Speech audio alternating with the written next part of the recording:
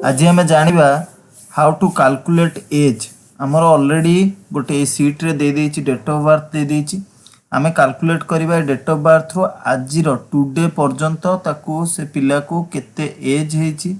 means year रे calculate करबा month रे कैलकुलेट करबा और डेज रे ईयर मंथ डेज रे देखेबो तापे गोटे फंक्शन आम यूज करबा सेटा हला डेटेड इफ तो आम इक्वल चिन्ह दबा डेटेड इफ लिखिबा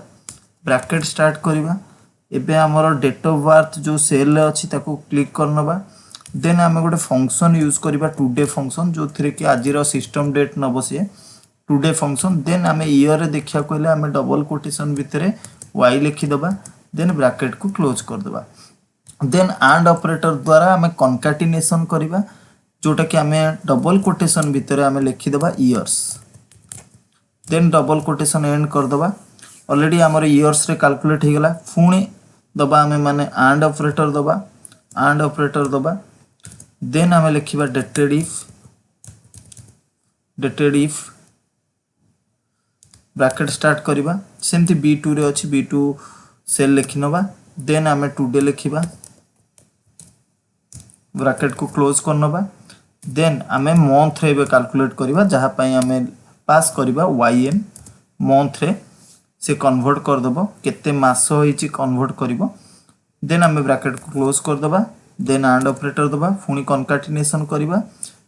तो स्पेस डबल कोटेशन भितर स्पेस दे दबा लिखि दबा कोन ना मंथ लिखि दबा डबल कोटेशन को एंड कर दबा पुणी एंड ऑपरेटर दबा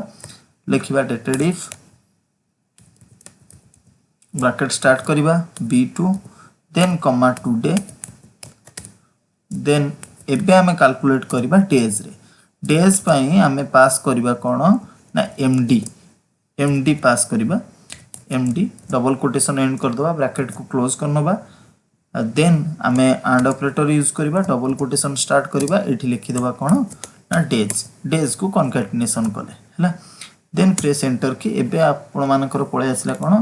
पिलाट को 39 इयर्स 10 मंथ 27 डेज एबे आम सिलेक्शन करबा जोटा के फील्ड सिलेक्शन कंट्रोल डी